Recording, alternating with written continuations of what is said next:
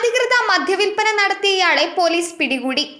ആലുവ എടയപ്പുറം മടത്തിൽ വീട്ടിൽ സുനിലിനെയാണ് ആലുവ പോലീസ് പിടികൂടിയത്.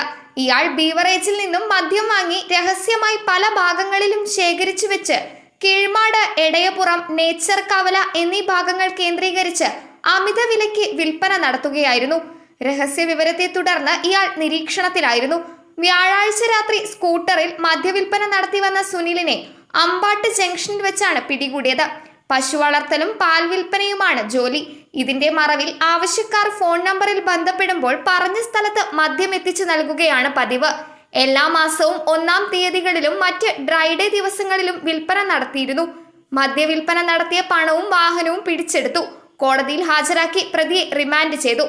സബ് ഇൻസ്പെക്ടർമാരായ Taj Varghese, BM Chithuji, Sujo George Antony, R Binsy, SCPO PJ Varghese, CPOമാരായ KM മനോജ്, മുഹമ്മദ് അമീർ, KI ഷിഹാബ് എന്നിവരാണ് അന്വേഷണ സംഘത്തിൽ ഉണ്ടായിരുന്നത്.